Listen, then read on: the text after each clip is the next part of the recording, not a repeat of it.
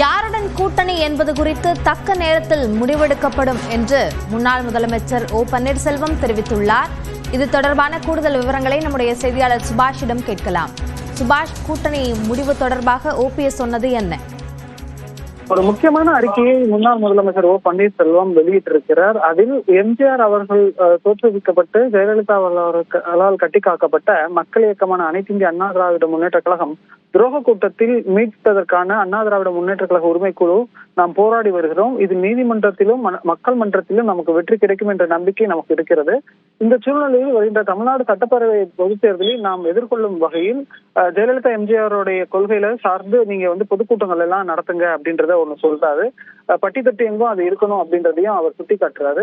திமுக ஆட்சியில இருக்கிற சந்திக்கும் மக்கள் பிரச்சனையும் தமிழ்நாட்டுக்கு எதிராக மத்திய அரசின் செயல்பாடுகளை மக்கள் எடுத்து சொல்லணும் அப்படின்றத சொல்றாரு.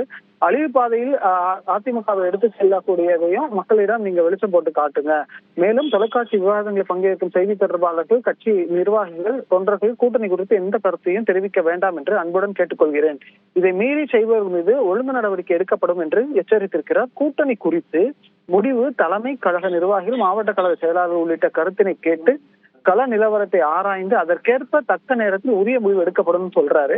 அண்மையில முதலமைச்சரை சந்தித்ததுதான் விவாத பொருளா மாற்றிருந்தது. ஆனால் தற்போது திமுக அரசுக்கு எதிரான போராட்டங்களையும் அது சார்ந்த பிரச்சனைகளையும் மக்கள் எடுத்து போய் சொல்லுங்க அப்படின்றதும் ஒரு ரொம்ப முக்கியமான விஷயமாக கவனிக்க வேண்டியிருக்கிறது. அப்படின்னா ஓ பன்னீர்செல்வத்தின் அறிக்கை குறித்த விரிவான விவரங்களுக்கு நன்றி சுபாஷ்.